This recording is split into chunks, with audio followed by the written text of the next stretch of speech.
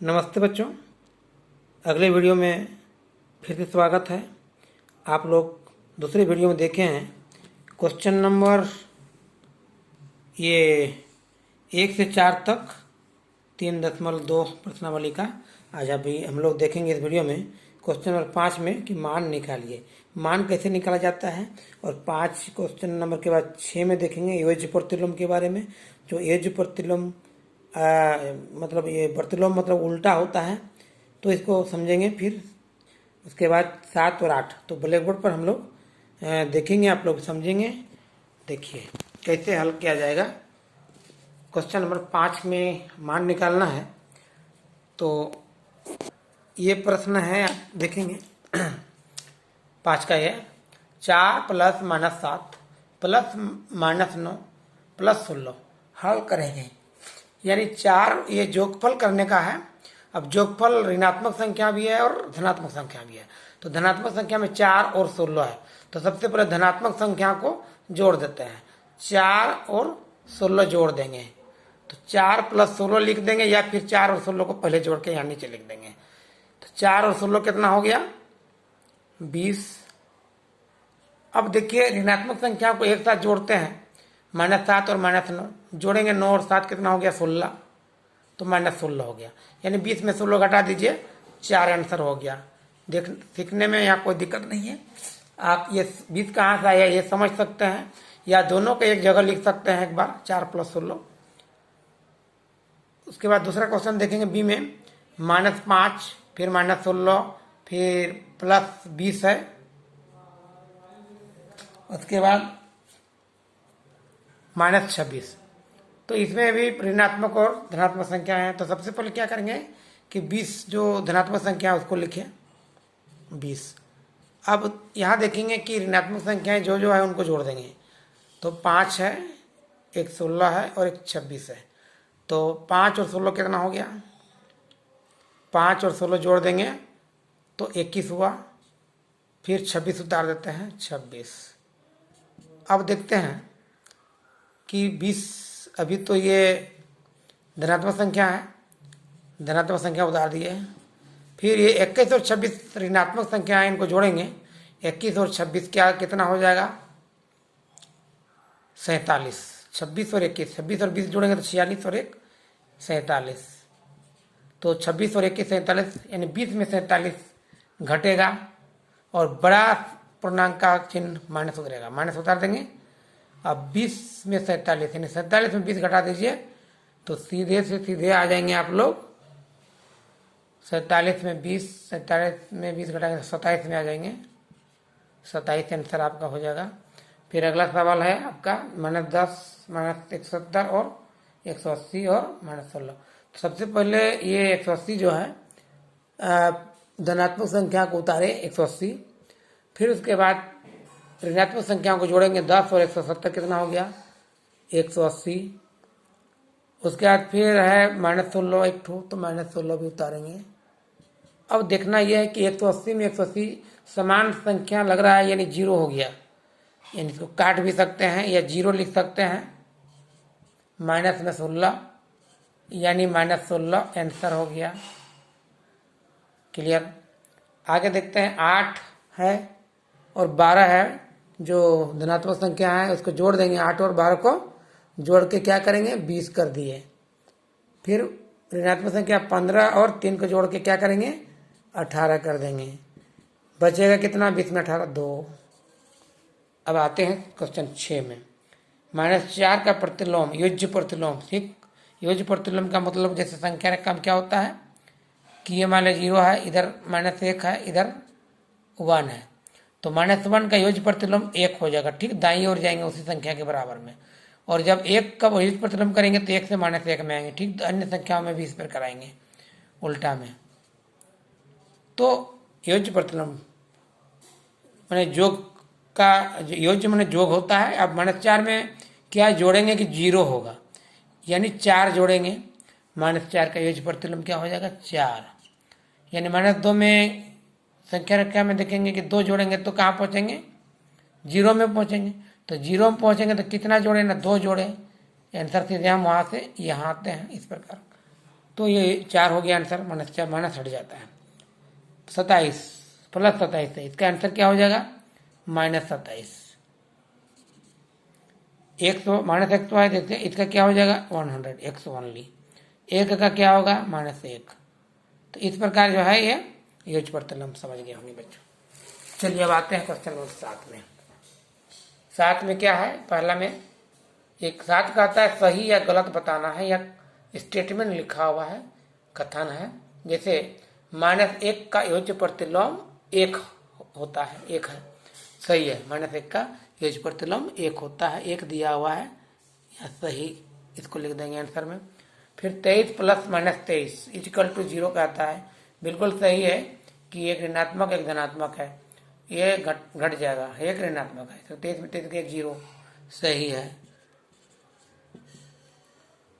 अब आगे है -11 में 0 जोड़ेंगे तो 0 कहता है, ये गलत है। -11 में 0 जोड़ने से -11 होगा, न कि 0, यानी ये यहाँ लिखेंगे गलत। आगे है 0 + 7 = 7, ये सही है, 7 होगा ही, 0 का मान कुछ नहीं है, 0 शून्य है। -4 और 6, इसमें बड़ा का चिन्ह प्लस है, 6 है बड़ा, तो ऋणात्मक एक संख्या एक ऋणात्मक कितना घटेगा, 6 में 4 गया तो 2 बचेगा, और +2 बचेगा, जबकि बड़ा पूर्णांक 6 का बगल में प्लस है, जबकि आंसर में माइनस है। प्लस रहता सही होता, +2 होता आंसर, -2 नहीं, ये गलत है, गलत।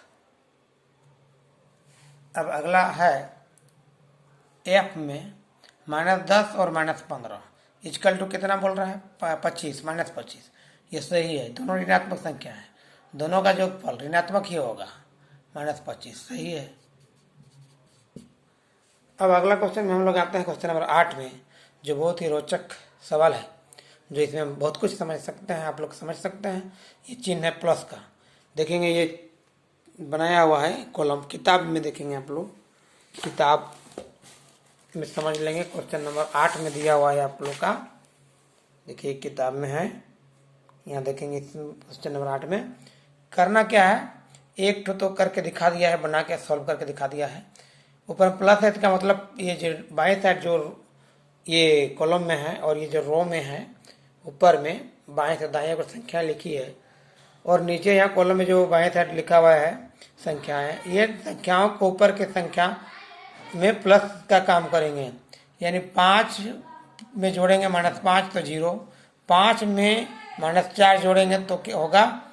1, यानी 5 में -4 यानी 1 बचेगा, 5 में 4 घट जाएगा। 5 में -2 कह रहा है, 3 बचेगा। यहाँ से जाएंगे वहाँ ऊपर लाइन में, इस लाइन में आंसर जाएगा, 5 का काम होगा। 4 वाला काम करेंगे ऊपर का लाइन जोड़ने में, तो इस लाइन में भराएगा। तो देखेंगे यहाँ इस प्रकार एक लाइन में समझा दिया है पूरा, कि जैसे लास्ट में 11 आया है तो 5 और 6 11 को जोड़ कर लाया है। 5 चूंकि कहाँ पर है? इस लाइन में, तो यही संख्याओं से लाएंगे हम। तो 4 और ये 5 जोड़ेंगे -5 तो -1 होगा, 4 और -4 जोड़ेंगे 0 होगा, 4 में 2 घटाएंगे, यहाँ जोड़ेंगे -2 तो 2 क्या बच रहा है? यहाँ 4 में 2 घटेगा, 2 बचा, चूँकि 4 का चिन्ह बाएं तरफ प्लस है, प्लस का चिन्ह उतरेगा, बड़ा है 4। 4 0 जोड़ेंगे तो 4, 4 में 3 जोड़ेंगे तो 7, 4 में 6 जोड़ेंगे तो 10। फिर ये 2 से चलेंगे हम, 2 में 5, तो 2 में 5 जोड़ेंगे -5 तो -3 बचेगा होगा, यानी 2 छोटा है, -5 बड़ा है, तो -3 तो उतरेगा ही, 5 में 2 घट जाएगा। अब ये 2 - 4 -2, 2 और -2 0 हो गया, 2 और 0 2 हो गया, 2 और 3 5, 2 6 8, इस प्रकार समझ गए हैं। चलिए अब 0 देखते हैं, 0 - 5 = -5, 0 - 4 सवाल में देखेंगे, 0 फिर -4 तो क्या हो गया? -4 ही होगा। अब 0 में -2 है, -2 ही उतरेगा, 0 का 0 है, 0 3 3, 0 6 6, 0 का कोई महत्व नहीं है, ऊपर का लाइन पूरा सब उतर जाएगा। अब यह -3 और 5, माइनस दोनों तरफ है, ऋणात्मक दोनों ऋणात्मक, -5 भी ऋणात्मक और यहाँ -3 भी ऋणात्मक है। इसका मतलब है कि दोनों ऋणात्मक चिन्ह उधार लेने वाला है। 3 रुपये और 5 रुपये, 8 रुपया कर देंगे दोनों उधार। और -3 और -4 -7, -3 और -2 -5, फिर -3 और 0 -3, -3 और 3 0, -3 और 6, -3 यहाँ पर है और वहाँ 6 से उसको जोड़ना है 6 में, तो 6 में 3 घट जाएगा, यहाँ 3 आ जाएगा, क्योंकि 6 का चिन्ह बड़ा होता है, प्लस में बचा।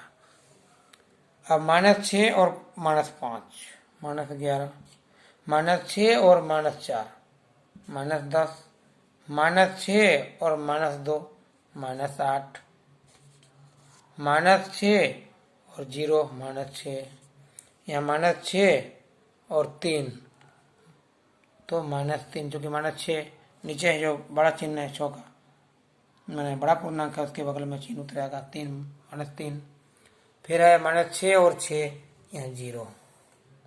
तो इस प्रकार हल कर सकते हैं छोटा बड़ा। तो ये हो गया। अब अगला इसमें कुछ क्वेश्चन और है। 8 में नीचे क्वेश्चन बताता है, उपरोक्त ये किताब में देखेंगे आप लोग कि लिखा है, उपरोक्त सारणी से निम्नलिखित प्रश्नों के उत्तर दीजिए। नीचे प्रश्न है, वो नीचे क्या क्या प्रश्न है ध्यान देंगे थोड़ा सा। देखिए, यह कहता है पूर्णांकों के उन सभी युग्मों को लिखिए जिनका योगफल 0 है। तो पूर्णांकों के युग्म को लिखना है, तो देखेंगे हम बोर्ड पर लिख के दिखाते हैं। पूर्णांकों के कौन कौन से योगफल हैं जो 0 हुआ है वो देखेंगे। एक बार थोड़ा बोर्ड पर भी बनाया हुआ है, यहाँ देखेंगे यहाँ 0 है, तो क्या क्या संख्या है, 4 है और -4। तो ए नंबर में जो होगा 8 का ए, तो उसमें एक 4 हो गया और एक -4 हो गया, एक युग्म हो गया। अब देखेंगे कितना कितना है, कहाँ 0 हुआ है, एक यहाँ भी 0 हुआ है, -5 और -5 है, तो उसको भी लिख सकते हैं सवाल वाला कि 5 और -5, ये भी 0 होगा। फिर आगे देखेंगे 0 कहाँ पर हुआ है, तीसरा लाइन में देखेंगे कि 0 यहाँ पर है, जिसमें -2 और इधर 2, यानी 2 और -2। इसी प्रकार 3 और -3 के साथ भी हुआ है, 3 और -3 के साथ भी हुआ है, और -6 के साथ भी हुआ है, मतलब 6 और -6 के साथ भी 0 होगा। ये नंबर हुआ। फिर आगे का सवाल है बी में कि 0 + -4 = -4 है,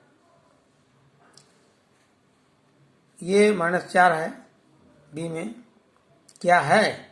तो सही है ये, चूंकि बी नंबर का आता है, बी नंबर है 0 में जोड़ना है -4, तो ये -4 होगा, ये सत्य है, सत्य है। फिर अगला सवाल बोल रहा है सी में कि 0 + 0 बराबर कितना होगा। 0 + 0 बराबर क्या होगा ना, 0 होगा, ये करेक्ट है। 0 + 0 = 0 होगा। फिर अगला सवाल डी में है कि -3 और -3 प्लस -4 बराबर क्या होगा ना, -7 होगा।